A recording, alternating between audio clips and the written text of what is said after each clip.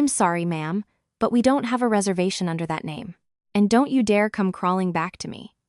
My husband's cold, venomous words echoed in the sterile hallway of the Los Angeles County Courthouse. Outside the large windows, a miserable mix of rain and sleet fell from a gray sky. As I pressed the pen to the paper, my hand didn't tremble in the slightest. I make $200,000 a year. You think I can't handle getting rid of one little problem like you? Until the very last moment, my husband, Ethan, had to cut me down. I couldn't believe this was the same man who had made promises to me at our wedding 3 years ago, but I didn't cry. Instead, I smiled.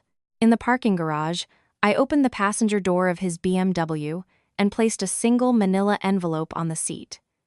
The only thing written on the outside was a date, a time, and the name of a hotel. Records don't lie. Muttering this to myself, I turned and walked away. I saw him glance at the envelope with a dismissive smirk, but I already knew the look he'd have on his face that night when he finally opened it. This divorce wasn't the end. It was the beginning. Your follows and likes help us create more stories like this. Hello, my name is Claire. I'm 35 years old. Before I was married, I worked as a claims adjuster for a major insurance company. It was my job to analyze how insurance payouts flowed after an accident, to understand the meaning behind every single line on every single document. I didn't know it then, but that skill would one day become the weapon that would save my life. It was a winter 3 years into my marriage. The hallway of the L.A. County Courthouse felt unusually cold that sleety day, and under the flickering fluorescent lights, the face of my husband, Ethan, was just as frigid. I make $200K a year. You think I can't handle getting rid of you? That was his opening line. We were there to finalize our divorce. I didn't say a word, not because I had nothing to say, but because I had already said everything I needed to. He just didn't know it yet. Hurry up and sign the papers. I don't have all day. He glanced impatiently at his watch. He probably had an appointment. Maybe golf, or a dinner with a client from a pharmacy chain. Ethan's schedule was always packed, except, of course, when it came to his parents' hospital appointments. What? Nothing to say? Cat got your tongue? He interpreted my silence in his favor, as he always did. I simply handed the documents to the clerk and took out my pen. My hand was steady, almost unnaturally calm. In that moment, 3 years of marriage were being dissolved with a single signature, but strangely, all I felt was relief. The scratching sound of pen on paper filled the air. Ethan signed his copy as well. And just like that, we were strangers. Legally, anyway. Don't contact me again. Don't even think about leaning on me. Those were his final words. It was too predictable to even be called a venomous parting shot. He always had to confirm his superiority. I'm the one who makes the money. I'm the one who supported you. Without me, you're nothing. I'd heard variations of that for 3 years. But at that moment, I smiled. What are you smiling about? A look of confusion crossed his face. He hadn't expected this reaction. He'd probably anticipated tears, begging, or maybe an outburst of anger. But I just gave him a small, knowing smile. Without a word, I turned and walked towards the parking garage, where his car was parked. He followed, but I paid him no mind. I didn't have my own car anymore. I'd sold it after we got married. You can just use mine. What's the point? He had said. I stopped beside his car. A BMW 5 Series, the one he'd bought last year. In sales, your car is your image, he'd declared, taking out a loan for over $50,000. That was right around the time I was scrambling to find a loan to cover his father's overdue physical therapy bills. I opened the passenger side door. What are you doing? He demanded. I ignored him, took a thick craft envelope from my bag, and placed it gently on the seat. It was a standard 9x12 envelope, bulging with A4 paper. There was nothing written on the front, except for a single line, a date and the name of a hotel. What the hell is this? As he reached for it, I shut the door and turned away. I started walking, letting the cold sleet hit my face. He yelled something behind me, but I didn't listen. I didn't need to. Everything I had to say was in that envelope. As I walked from the courthouse to the bus stop, the sleet grew heavier. My clothes were getting soaked, but I didn't care. It felt refreshing. For the first time in 3 years, I was walking a path of my own choosing. While waiting for the bus, I turned on my phone. No missed calls from Ethan. He must not have opened it yet. He'd probably wait until he got home. And then, he would understand. Records don't lie. It was the first principle I learned in the insurance business. People can lie, but documents can't.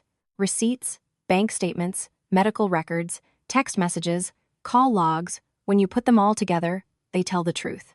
Ethan thought that for 3 years, I had been a clueless victim, that all I did was cry, endure, and tolerate. He wasn't entirely wrong. I did cry a lot, and I tolerated even more. But there was one thing he didn't know. While I was crying, I was also documenting. While I was enduring, I was also saving. While I was tolerating, I was also gathering evidence. Every night, after he was asleep, I would drag my exhausted body worn out from caregiving and housework to my laptop and open an Excel file. Date, time, place, amount, description. The money spent on his mother's medical care, his father's physical therapy, the in-home nurse's salary, every single prescription. I recorded it all. And I tracked the money leaving his accounts, too. The country club charges, the receipts from luxury boutiques on Rodeo Drive, the bills from 5-star restaurants. At first, I did it out of sheer anger. The injustice of it, I was sacrificing everything while he was spending like a king. But as I kept documenting, patterns began to emerge. Discrepancies. For example, there was the long-term care insurance claim filed under his mother's name. I remembered him saying, "Mom's insurance money came through, so we should be fine for a while." But there was no record of that money ever being used for her medical bills. So where did it go? I used my professional skills to investigate. I checked his mother's bank account, the transfer histories, and I found it. The insurance payment would be deposited into his mother's account, and then, on the same day, transferred directly into his. This wasn't a one-time thing. It had been happening consistently for over 2 years. Isn't this embezzlement? The insurance payout was meant for his mother's treatment and care. If her son used it for personal expenses, it could be a serious legal issue. Especially since his mother, in the early stages of Alzheimer's, was not in a state to give sound consent. I dug deeper. I got copies of every insurance claim filed in his mother's name and cross-referenced them with receipts to see where the money actually went. The numbers didn't add up. Not even close. I gathered this evidence for a full year, crying, enduring, and tolerating. And today, I put all of it into an envelope and left it on the passenger seat of his car. Inside that envelope were statements of the insurance claims filed in his parents' names, bank records showing the transfers to his account, credit card statements and receipts showing where that money was actually spent, the country club, the department stores, the high-end restaurants, and hotel charges near a pharmacy he supposedly did business with dates and times meticulously noted. Especially the night I was at the ER all night after his mother went missing, and he claimed he was in a meeting with a client and couldn't be reached. On the final page, I wrote a single sentence. "The life you built on your family's suffering, it's all yours now." The bus arrived. I got on and looked out the window. The sleet was still coming down. It was a cold winter, but for the first time, I felt a warmth spreading through me. This wasn't the end. It was the beginning. Ethan didn't know it yet. He didn't know that this divorce was just the start. I took out my phone and sent a text to my old colleague and mentor, Sarah, in Denver. "Sarah, it's done. Is it still okay for me to come to Denver?" The reply came almost instantly. "Of course. Come whenever you're ready. The job is waiting for you." Sarah ran her own successful public adjusting firm in Denver. When I first decided on the divorce, she was the first person I called. She didn't ask why. She just said, "Let me know if you need anything." Over the past month, as I prepared the envelope, she gave me invaluable advice. "Claire, stop crying and start compiling. Feelings aren't evidence." She was right. Feelings don't hold up in a legal fight.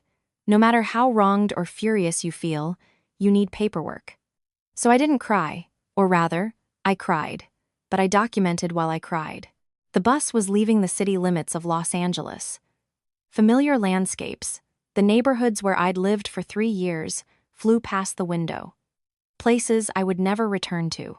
My phone rang. It was Ethan. I didn't answer. Instead, I turned it off. There was nothing left to say to him. Everything that needed to be said was already in that envelope. I can picture the look on his face when he opened it that night. At first, he would have scoffed. What is this? But as he turned each page, his expression would have hardened, and when he reached the last page, he might have just collapsed. I had no desire to see that. Revenge wasn't my goal. I just wanted to settle things. Cleanly. I make $200,000 a year. You think I can't handle getting rid of you?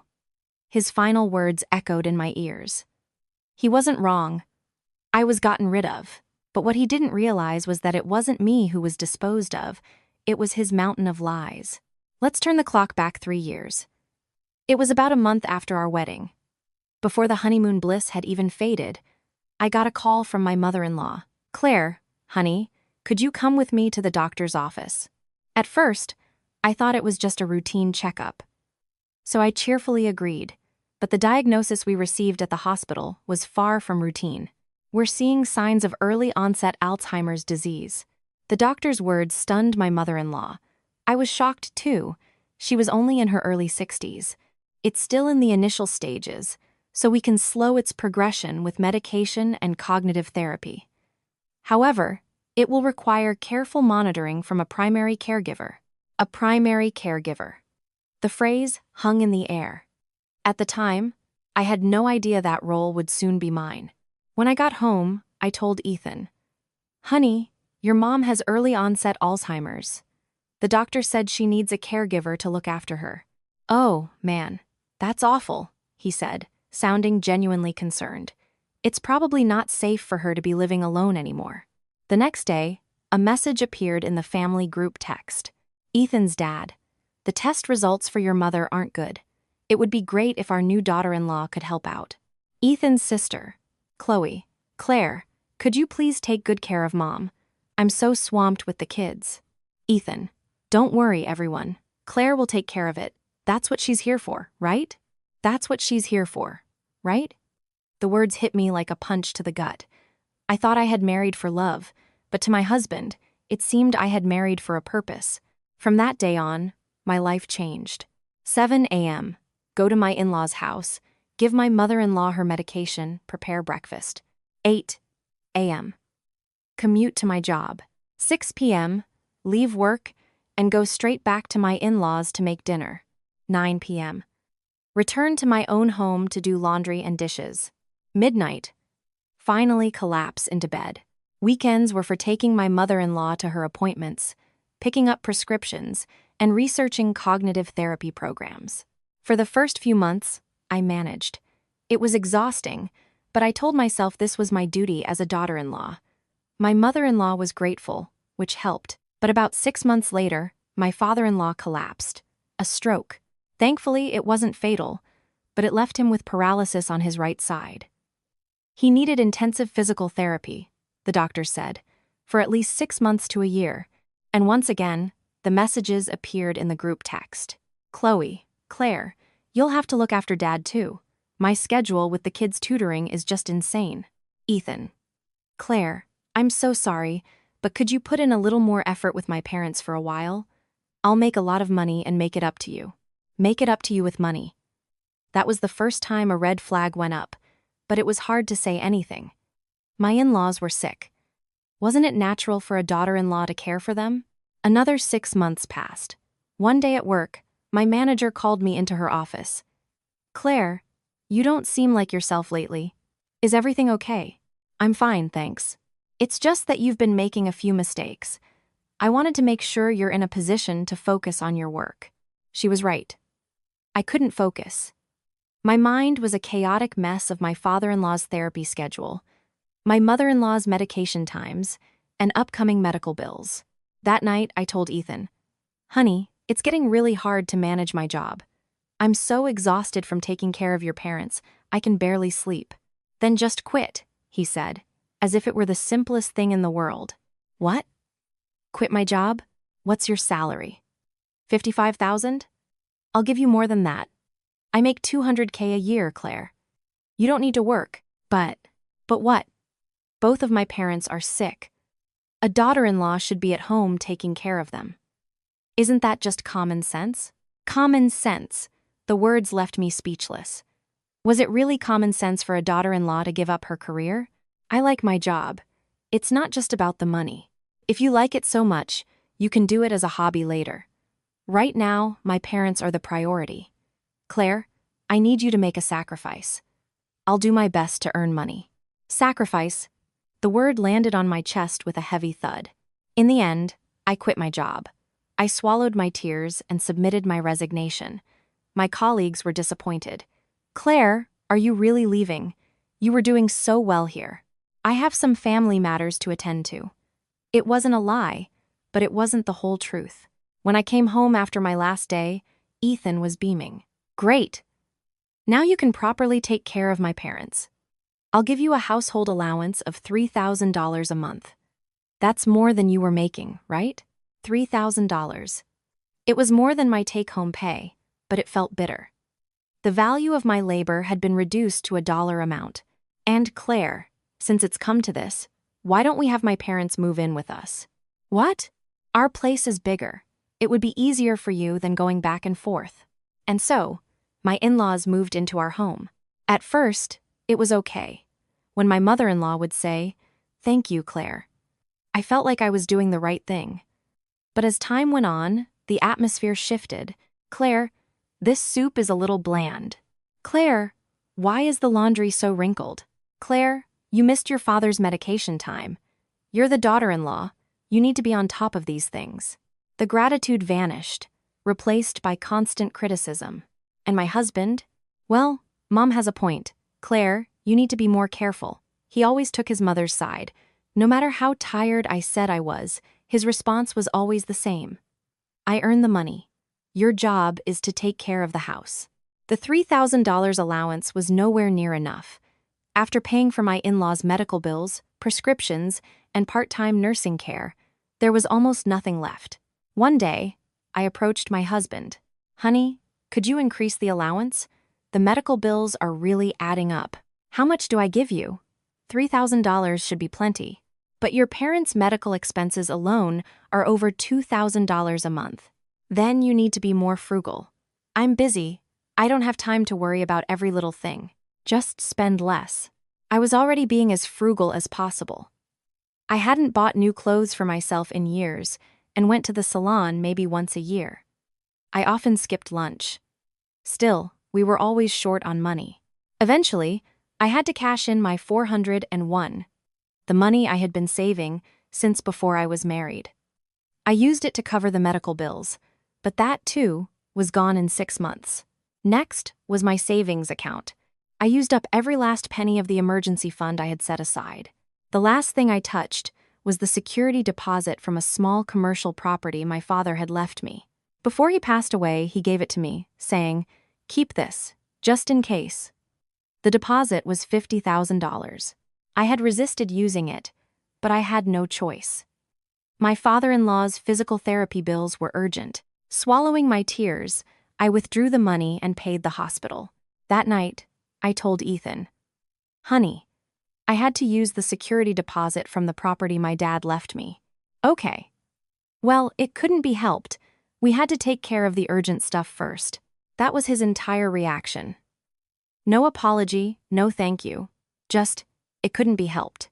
In that moment, something inside me broke. For 3 years, I had poured everything I had into this family. My career, my time, my money, my dignity. And my husband took it all for granted.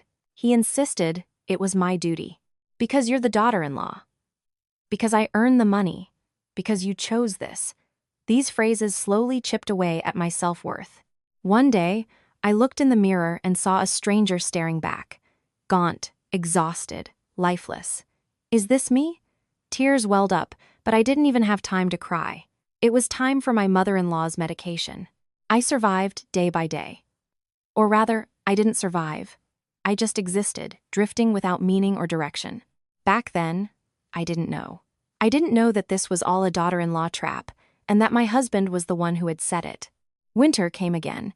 It was about 2.5 years into our marriage. That evening, the coffee table was piled high with medical bills.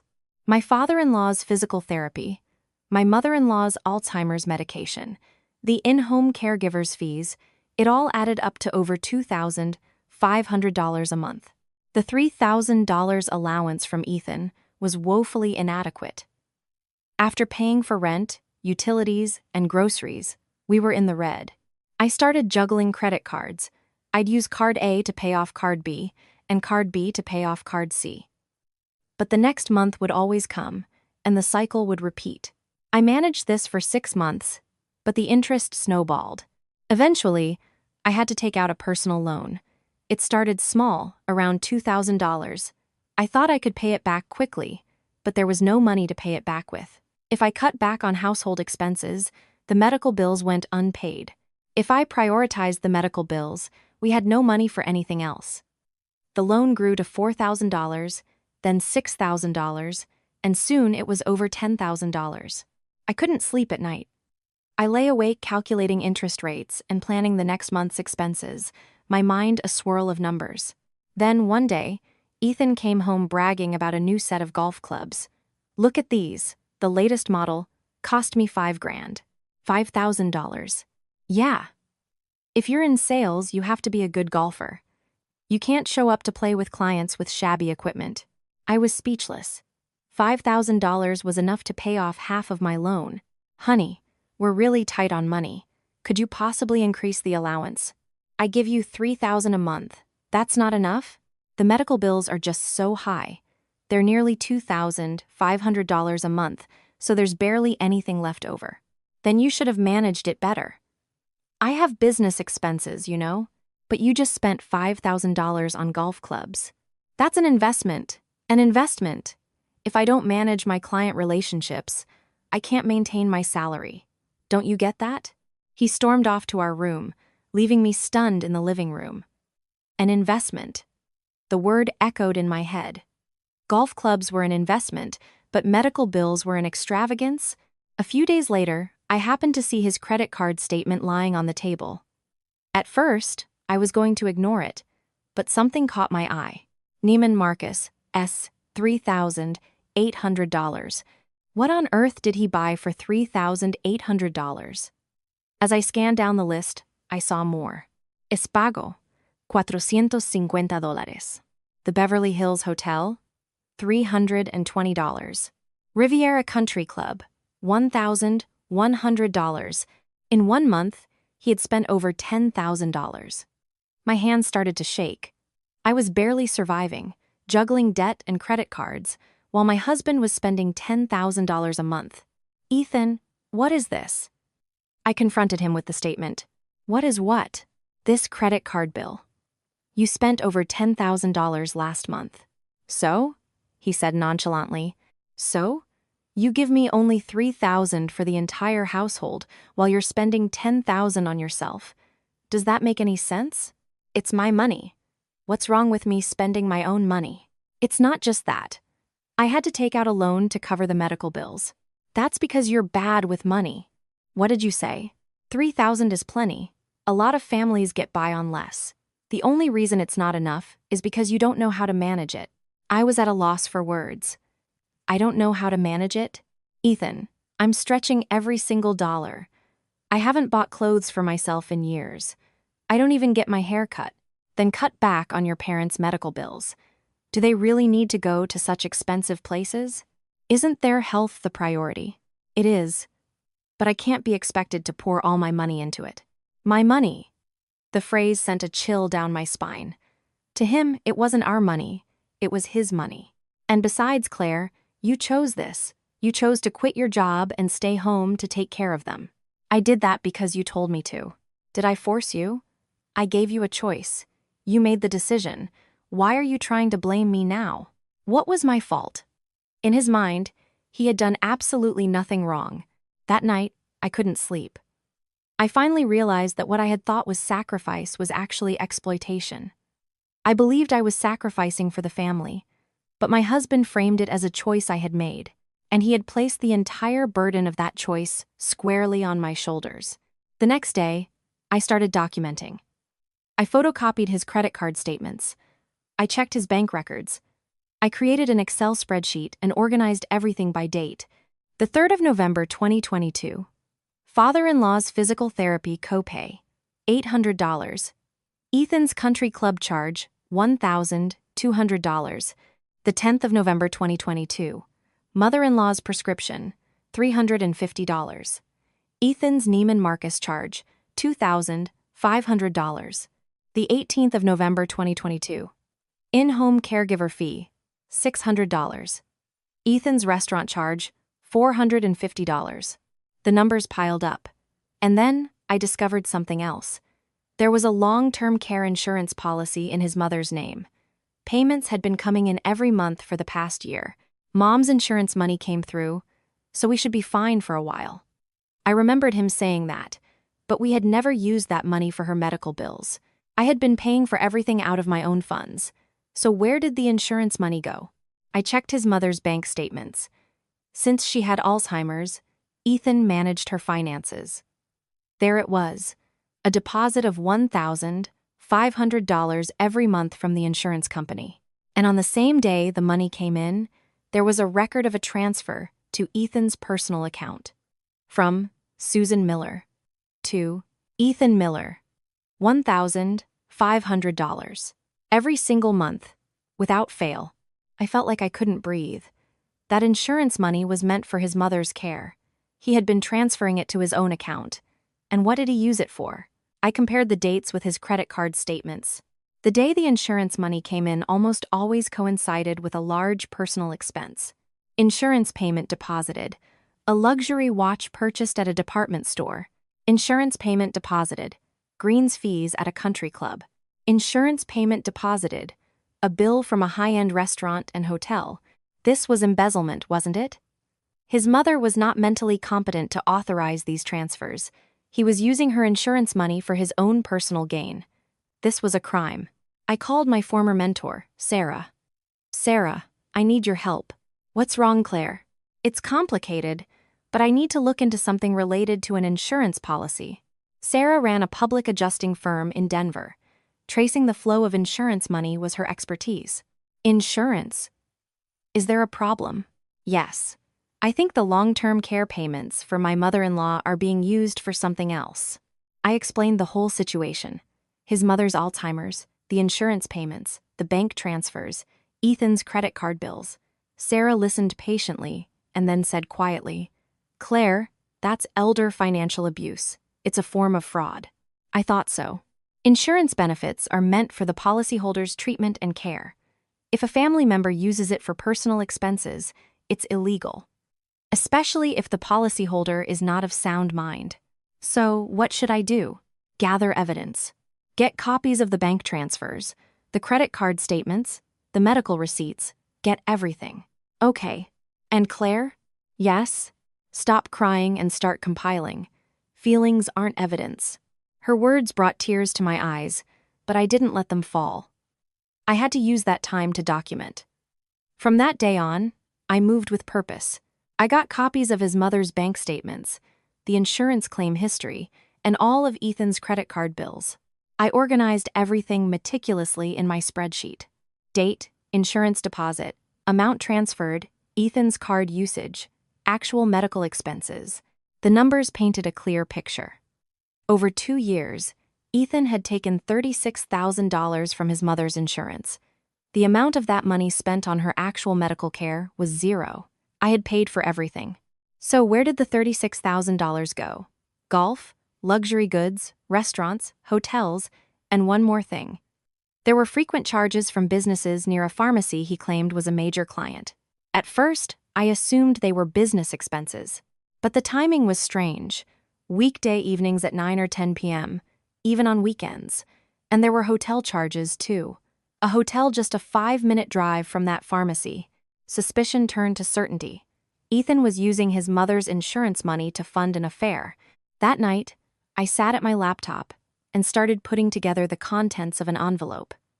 I hadn't decided to divorce him yet, but I had a feeling I would need it someday. Records don't lie. It was the principle I lived by at the insurance company. People can make excuses, But numbers don't. Receipts, bank statements, credit card bills, they all tell the truth. I quietly continued to gather my evidence. Ethan had no idea that every night, after he fell asleep, I was at my laptop, documenting his betrayal. The seed of doubt had been planted, and its roots were growing deeper every day. Spring arrived, but our home felt like it was stuck in a perpetual winter. It was March, the beginning of my 3rd year of marriage. Ethan's nights out became more frequent. I have a client meeting tonight. I'll be late. I've got a golf thing tomorrow. I have to entertain a client this weekend. I might not be home. At first, I believed him. He was in sales. Client management was important. But the evidence I was compiling told a different story. The night he had a client meeting, there was a hotel charge. The day he was golfing, he bought women's luxury goods at a department store. One night, a notification lit up his phone. He was in the shower, and the phone was on the living room sofa. Jessica. Hey you, what time are we meeting tomorrow? Jessica. She was the pharmaceutical rep from a major client he often mentioned. She's the daughter of a regional director, he'd said. I have to stay on her good side. But this message felt far too personal for a business relationship. I wanted to look further, but I heard the shower turn off and stopped myself. Instead, I committed the name to memory. Jessica. A few days later, Ethan said he was going out again. Client meeting tonight. I'll be late. Which client? One downtown. Why? Oh, no reason. He left at 7 p.m. By 11 p.m., he still wasn't back. I checked his location. We shared our locations through an app on our phones. He wasn't downtown. He was in Santa Monica. I looked up the address. It was a boutique hotel. The next day, I checked his credit card statement. Hotel, $280. Previous night, 9:30 p.m. Restaurant, $180. Previous night, 7:45 p.m. He'd said it was a client meeting, but he'd had dinner at a fancy restaurant and then gone to a hotel, alone. Or, I didn't want to confirm my fears, but I couldn't stop. I had to know the truth. The same pattern repeated the following week. I have to entertain a client. And then a hotel charge. I have dinner with a client tomorrow. And another hotel charge. He was going to hotels 4 or 5 times a month. I decided to ask him. Honey, you seem so busy lately. Are you okay? Yeah, just swamped.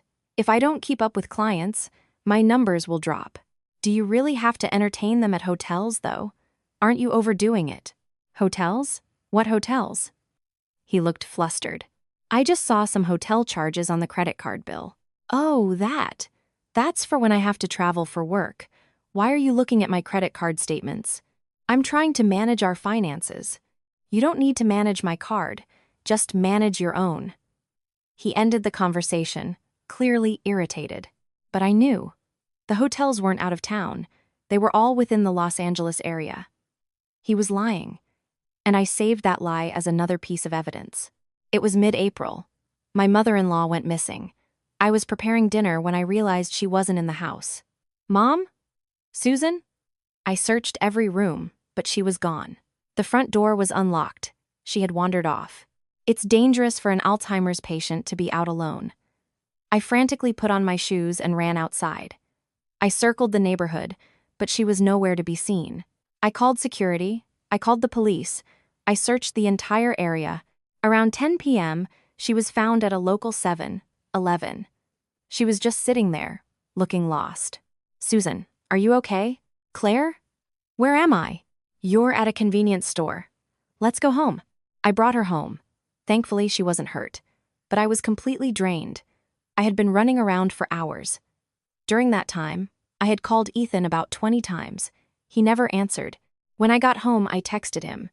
Your mom went missing, but I found her. Please call me. An hour later, he replied. In the middle of a client dinner. Let's talk later. A client dinner. The words stuck in my throat.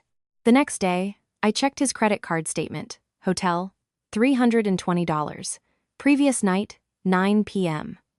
While I was desperately searching for his mother, my husband was at a hotel, under the guise of entertaining a client. A few days later, My father-in-law fell at his physical therapy center. He wasn't seriously injured, but he was taken to the emergency room. I rushed to the hospital. It was 11 p.m. I sat waiting in the ER hallway and called Ethan. "Honey, your dad fell and he's in the ER. Is he badly hurt? They're still running tests. Can you come? I'm in the middle of a work dinner right now." "He's in the emergency room, Ethan." All right. But it's a bad time to leave. You stay there and I'll call you later." He hung up. I sat alone in the ER. All around me were patients with their families. I was the only one by myself. My father-in-law turned out to be fine, just some bad bruises, but he had to be observed overnight. Ethan showed up at 2 a.m. "Dad, are you okay?" "Yes, thankfully no serious injuries." "Okay, good. I have an early meeting tomorrow, so I have to go." "Claire, you'll look after him, right?" He was there for less than 10 minutes before he left. I sat in a chair and watched over my father-in-law until morning, dozing off and waking up again. My body felt like it was made of lead. And then a thought struck me. What am I doing here? Is this my duty as a daughter-in-law, or am I just being used? I already knew the answer, but I didn't want to admit it, because admitting it felt like it would break me. It was early May. Ethan suddenly said, "Claire, I want a divorce." "What? A divorce? I don't think we're compatible anymore." I couldn't believe my ears. What was he talking about? Why so sudden? It's not sudden. I've been thinking about it for a while. Being with you just makes me look pathetic. Pathetic? Yeah. I make $200K a year, and my wife is at home taking care of my old parents. What do you think people say? They probably think I can't even manage my own wife. I felt the air leave my lungs. The only reason I'm at home is because you told me to. You're the one who told me to quit my job to take care of your parents. When did I force you? You made a choice. A choice? You told me you'd give me an allowance to stay home. And I did. $3,000 a month. And you still complained it wasn't enough. Tears started to well up, but I fought them back. Why are you crying? What did I do wrong? You didn't do anything wrong. Not a single thing, I said, my voice dripping with sarcasm. What's with that tone? Are you talking back to me? I'm not talking back. I'm just stating a fact. A fact? What fact? The fact that you've done nothing wrong. You earn the money, you provide an allowance, you tell me to take care of your parents. You're right about everything. But there's one thing you forgot. What? Basic human decency. He scoffed. Human decency? You're saying I didn't treat you like a person? Yes. You've got to be kidding me. I gave you everything. An allowance, a car to drive, a big house to live in. And you think that's what it means to treat someone like a person? I couldn't hold back any longer. Treating someone like a person means respecting them. It means asking their opinion, giving them choices, and considering their feelings. You have never once done any of those things. That's enough. No, it's not. I've been silent for 3 years. Now I'm going to speak. What do you have to say? You never saw me as a person. You saw me as a tool to take care of your parents, a tool to do housework, a tool to make yourself look good. His face hardened. You want a divorce? Fine. I want one too, I said, beating him to the punch. He looked completely bewildered. He probably never imagined I would be the one to demand it. Fine, let's get a divorce, but don't expect any alimony. I earned this money. Why should I give any of it to you? I don't want alimony. And no spousal support, either. I don't want that either. Then what do you want? Nothing, I said quietly. I don't want anything.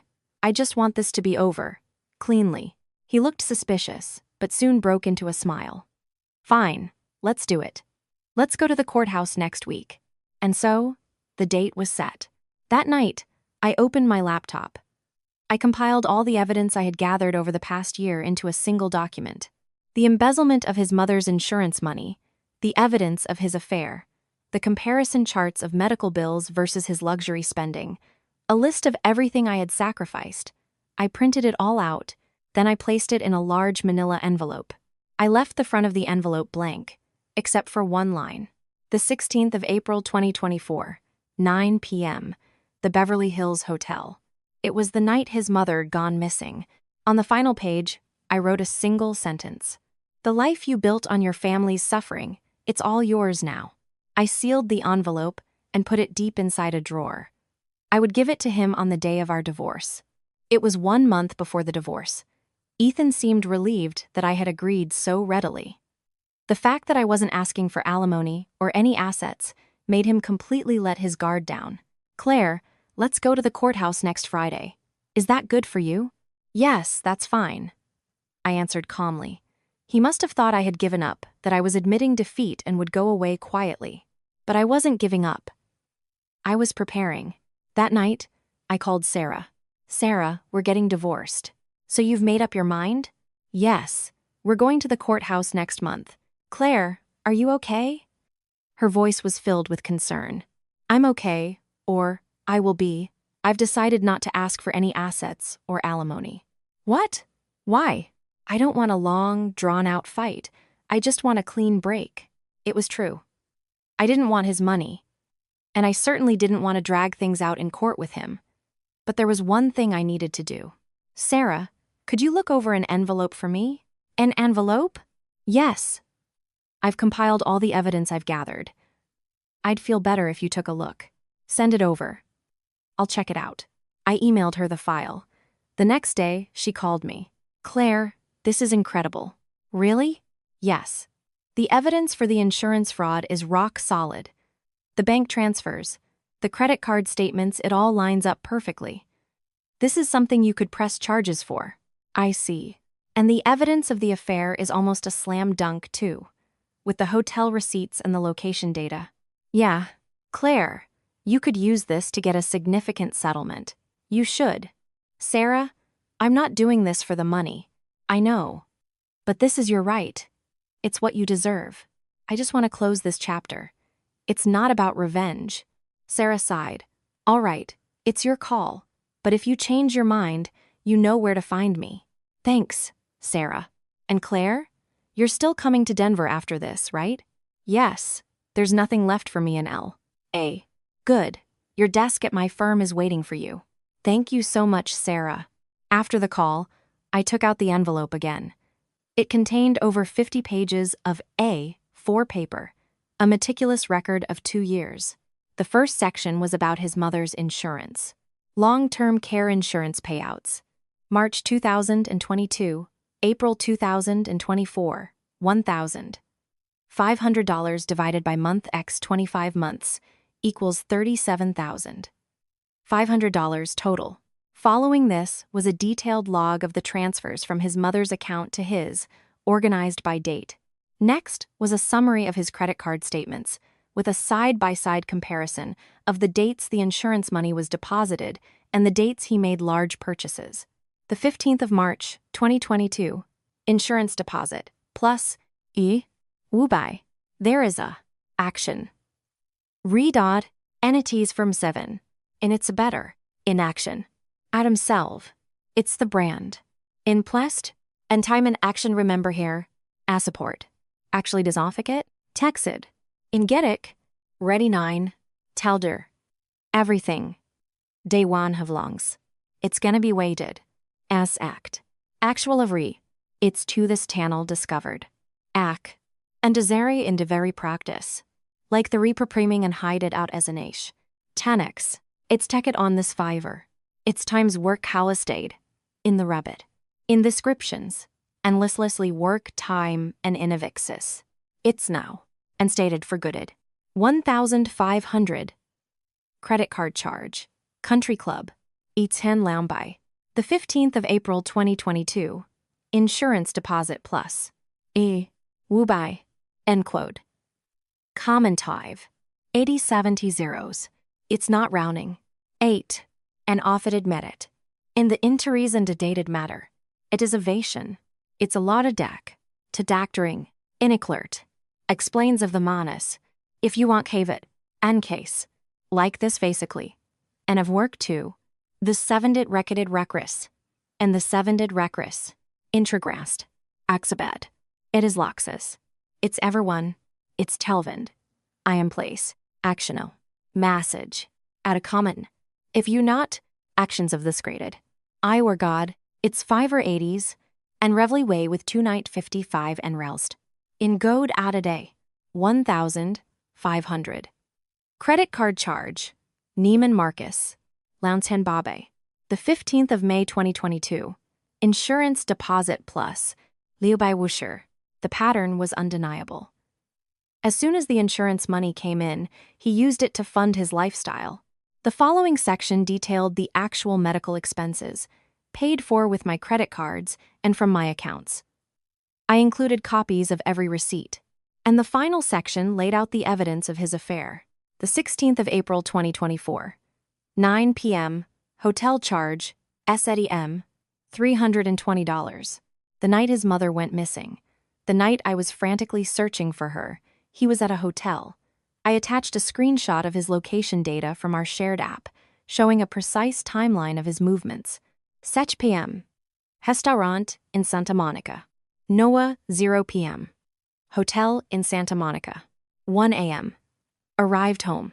And the last page, the life you built on your family's suffering. It's all yours now. I didn't want to write anymore.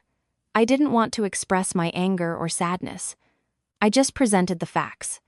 Numbers, dates, and records. Records don't lie.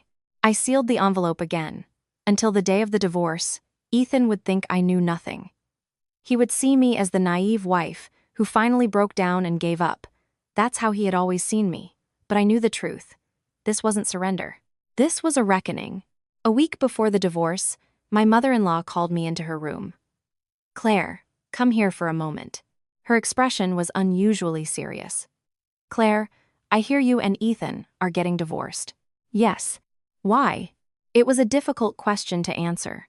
I couldn't just say, "Because of what your son did." So I said, "We just weren't a good match." "Really? I always thought you were so good to us." Her words made my heart ache. "I'm sorry, Susan." "What are you sorry for? It's your life." She stared out the window for a moment, then said, "Claire, my memory isn't what it used to be, but I know I owe you an apology." "You do. You came into our family, and you sacrificed so much. I know that. And Ethan, he was too hard on you." Tears welled up in her eyes. "I'm sorry. I think I expected too much from my daughter-in-law. I went through a tough time with my own mother-in-law, and yet I did the same thing to you." "It's okay, Susan. It's not okay. You didn't do anything wrong. We were just selfish." She took my hand. "Claire, it's okay to get divorced. You need to live your own life. Don't sacrifice yourself for us." In that moment, I cried. For the first time in 3 years, I felt like I was being treated like a human being. "Thank you, Susan." She smiled.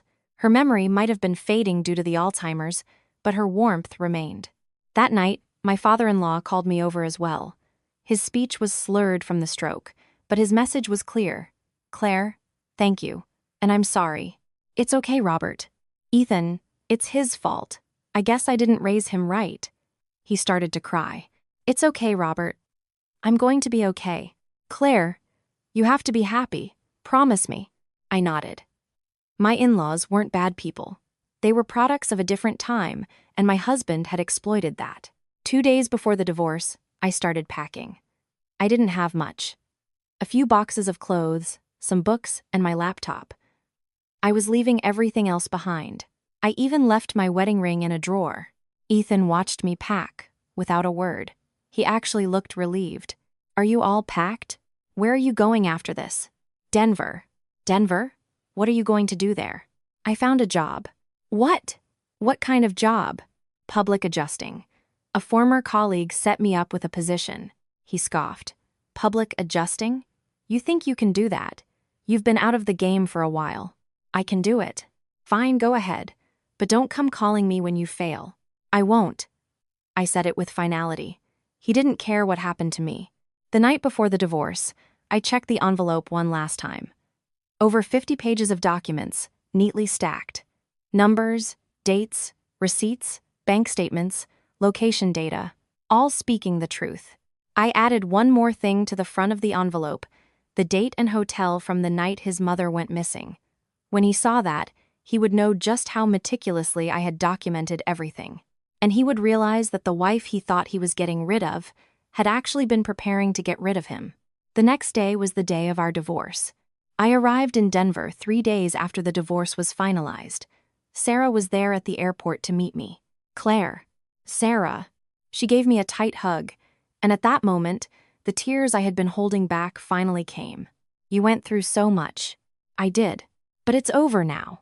This isn't L.A. You can start fresh here. She took me to her office. Sarah Collins and Associates, SSS, Public Adjusters. The sign was simple and professional. Inside, the office was small but tidy, with 4 desks. One of them was mine. Take your time getting settled. There's no rush. Thank you, Sarah. What for? We're friends. We help each other. The first week was an adjustment period. I had to relearn the specifics of insurance policies, investigation methods, and loss assessment criteria. I was nervous at first, having been out of work for 3 years. But once I started, it was like my body remembered. Claire, can you take a look at this file? Sarah handed me a claim for a car accident. I started reading through the documents. The date of the accident, the location, the damages, the medical records. The numbers started to click into place. And I spotted an inconsistency. Sarah, the medical billing on this looks a little high. How so? The billed amount doesn't match the treatments listed in the medical records. It looks like they've overcharged. Sarah re-examined the file. You're right. Good catch. In that case, you'll need to contact the hospital.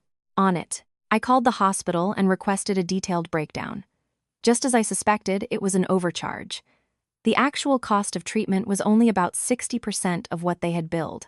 Sarah confirmed. It's an overcharge. Great. Draw up a settlement proposal. I calculated the appropriate amount and wrote up a report. Sarah read it and smiled. See, Claire? You haven't lost your touch. I guess not. You have an eye for detail. You'll do great here. Her praise gave me a much-needed boost of confidence. I can still do this. The first month passed like that. As I got more comfortable, my performance improved. In the second month, I went out for my first field investigation. It was a fire at a small restaurant. When I arrived, the owner, an older woman, was in tears. Everything is gone. I ran this place for 20 years. Ma'am, you do have insurance, correct? Yes, but I have no idea how much they'll actually cover. I meticulously documented the scene, the cause of the fire, the extent of the damage, the total loss. I took photos of everything. A week later, I completed my report. The owner was eligible for a payout of around $80,000. Ma'am, I have good news. You should be able to receive about $80,000 from your policy. Really, that much? Yes. I made sure to account for every possible loss. She grabbed my hand, tears streaming down her face. Thank you so much. In that moment, I felt the meaning of my work. I wasn't just calculating numbers. I was helping someone rebuild their life. By the 3rd month, I was the top performer at the firm. Sarah was thrilled. Claire, this is amazing. Number 1 already? I just got lucky. It's not luck, it's skill. You're meticulous and thorough, and the clients love it. It was true. The feedback from my clients was overwhelmingly positive. Claire explained everything so clearly. I got a fair settlement thanks to her hard work. Thank you. With each positive review, my confidence grew. I can do this. In fact, I'm good at this. Meanwhile, back in Los Angeles, things were starting to unravel. One day, I got a call from my former sister-in-law, Chloe. Claire, you're in Denver, right? Yes, Chloe. What's up? Something is wrong with Ethan. Did you do something to him? What do you mean? I don't know. He just seems incredibly stressed out. I thought maybe it had something to do with you. I haven't done anything. Really? She sounded skeptical, but she ended the call. A few days later, Sarah came to me, grinning. Claire, I hear your ex-husband is in hot water. What? A friend of mine in L.A. told me. Apparently, he's being audited by his company. Ann Audit? Yeah. Something about suspected embezzlement. My heart sank. The envelope. Ethan must have opened it, and someone must have taken action. But I hadn't done anything. I had only delivered the envelope. Claire, did you have something to do with this? Sarah asked. No, I just organized the facts. The facts? Yes. There wasn't a single lie in there. Everything was based on records. Sarah smiled. Well then, the truth has a way of coming out. That night, I sat alone in my small Denver apartment, looking out at the city lights. They were quieter and warmer than the lights of L.A. My phone rang. It was Ethan. The first call in 3 months. I didn't answer. He called again the next day, and the day after that. I never picked up. There was nothing to say. On the 4th day, he sent a text. Claire, I'm sorry. Please answer the phone. I read it and deleted it. 3 days later, another text. Please, I'm begging you. Let's just meet once. This time, I replied, there's no reason for us to meet. We're strangers now. He didn't contact me again after that. Another 3 months passed. I was settling into my life in Denver. Work was stable, and my performance was consistently good. One day, I was having coffee with Sarah at a cafe near the office. Claire, you look so much brighter these days. Really? Yeah, when you first got here, you looked so worn out, but now you're full of life. Thanks to you, Sarah. Nonsense. You did this yourself. Just then, the cafe door opened. A man walked in. He was tall, with a kind face, probably in his late 30s. He saw me and smiled. Claire? Oh yes. It's Liam. We spoke last week about the fire damage claim for my business. Oh, right. He was a client I had consulted with. Hi. What a coincidence seeing you here. Are you busy right now? No, not at all. Liam hesitated for a moment, then asked, have you had lunch? If not, I'd like to treat you. You were a huge help, and I wanted to thank you properly. Sarah nudged me. Claire, I'm going to head back. See you at the office. Before I could protest, she was gone. Now it was just me and Liam. If you're free, I'd really like to take you to lunch. Okay, I'd like that. We went to a nearby restaurant. Liam was surprisingly easy to talk to. He didn't pry into my past. He focused on the present. You're incredibly thorough in your work, you know. Thank you. I mean it. I got a fair settlement because of you. I'm really grateful. It's my job. Still, thank you. The last adjuster I worked with barely did anything. You were so meticulous.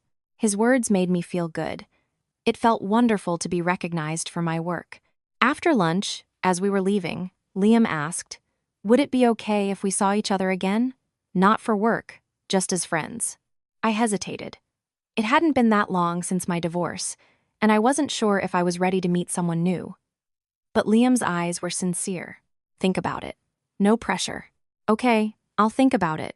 That night, I fell asleep with a smile on my face for the first time in a long time. Life in Denver was different.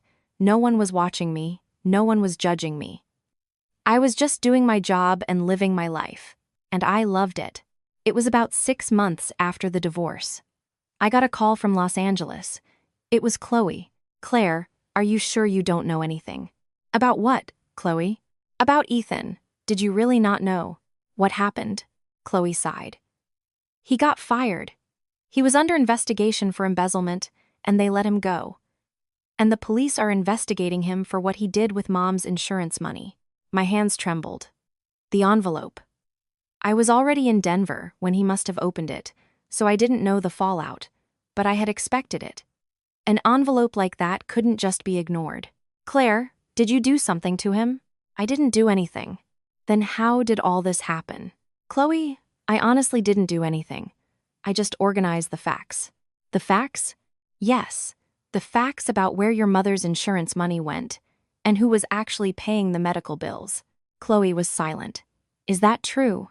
Yes, and I have proof of everything. Receipts, bank statements, all of it. Chloe, I wasn't trying to get revenge. I just wanted a clean break. After a long pause, Chloe said quietly, I'm sorry, Claire. I guess we were really awful to you. It's okay. No, it's not. I knew what my brother was doing was wrong, and I looked the other way. It's all in the past now. Claire, are you doing well in Denver? Yes, I'm doing well. That's good. Be happy. After I hung up, I looked out the window. The Denver night was peaceful.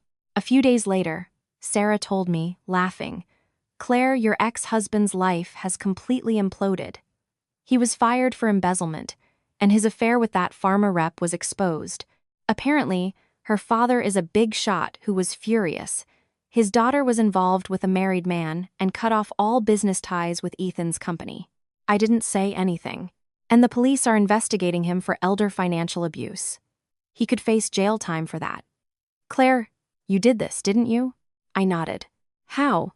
An envelope. I left it on the passenger seat of his car on the day of our divorce. What was in it? Evidence.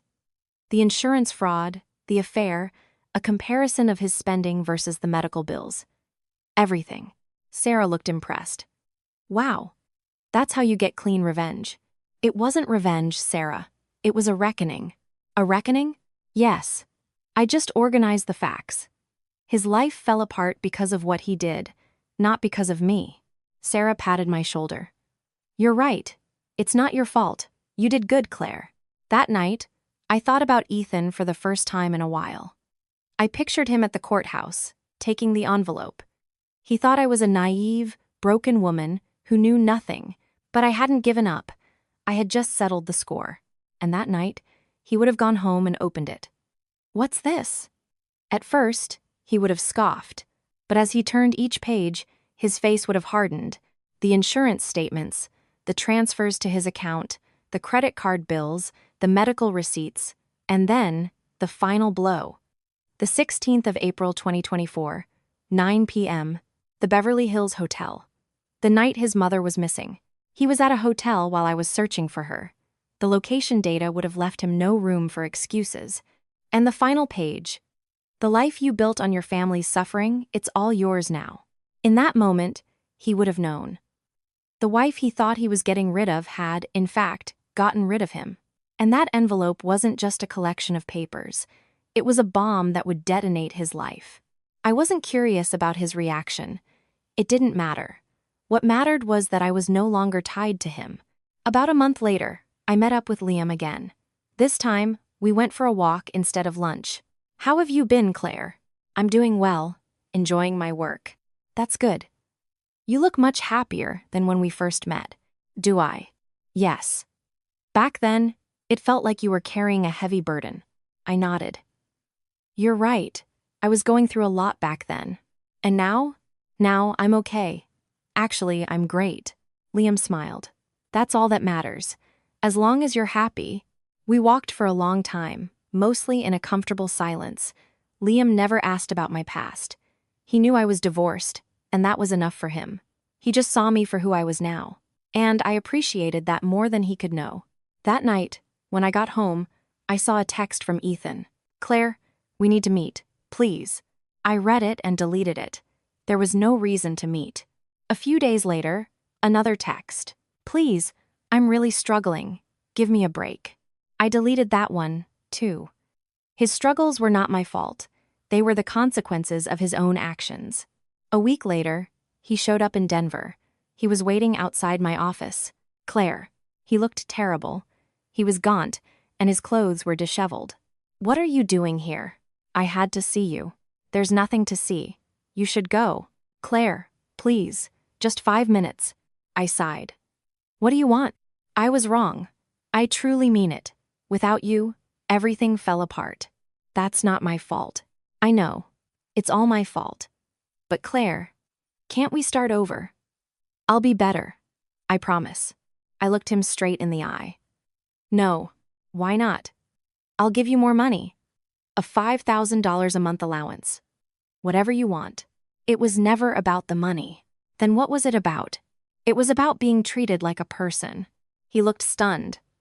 I needed respect. I wanted to be treated like a human being. I wanted you to ask my opinion, to give me choices, to care about my feelings. I did that. No, you never did. Not once. He was speechless. To you, I was a tool. A tool to take care of your parents, a tool to clean the house, a tool to make you look good. That's not true. It is true. You need to accept that. Maybe then you won't do it to the next person. He hung his head. I'm sorry. I'm so sorry. I don't want your apology. I just want you to leave. Claire, go. And don't contact me again. I turned and walked back into my office without looking back. That was the last time I ever saw him. A year passed. My life in Denver was stable and fulfilling. The office was doing well, and so was my relationship with Liam. We started as friends, but over time, we grew closer. Liam was the opposite of Ethan. He was quiet and reserved, but he showed his affection through actions. When I looked tired, he would bring me a cup of tea without a word. When I was stressed, he would just sit with me in silence. "You look like you had a long day, Claire." "Yeah, it was busy." "Then I'm buying dinner. A good meal will make you feel better." It was always like that. No grand gestures, just quiet consideration, and that was exactly what I needed. One day, he asked, "Claire, is it okay if I ask about your ex-husband?" "Why?" "I'm just curious what he was like." I hesitated, not wanting to dredge up the past, but he seemed genuinely interested. "He was a person who didn't see me as a person." "He didn't see you as a person?" "No, he saw me as a tool. A tool to do things for him." Liam nodded. "So that's why you got divorced?" "Yes." "It was hard. I can imagine." He took my hand. "Claire, I will always see you as a person, not a tool." His words made me tear up. "Thank you, Liam. It's the bare minimum. Treating a person like a person." With Liam, I slowly began to change. I used to walk on eggshells, constantly worried about upsetting someone. But Liam respected my choices. "What should we have for dinner tonight, Claire?" How about pasta?" "Sounds great. Let's have pasta. Actually, maybe Korean food would be good." "Okay, let's get Korean. Whatever you're in the mood for. But what do you want to eat?" "Me? I'm happy with anything, as long as I'm eating with you." It was that simple. He asked my opinion. He gave me a choice. I was finally realizing what a profound difference that made. This is what it felt like to be treated like a person. A year and a half after I moved to Denver, Sarah made a proposal. "Claire, what do you think about opening another branch?" "A new branch?" "Yeah. We're getting so much business. We can't handle it all. We could open a second office, and you could run it." "Me?" "Yes, you. You're more than ready. Your numbers are great, and your client reviews are glowing." I was hesitant. Being in charge felt like a huge responsibility. But Sarah was confident. "You can do this, Claire. I know you can." So I agreed. 3 months later, the second branch of Sarah Collins and Associates opened its doors.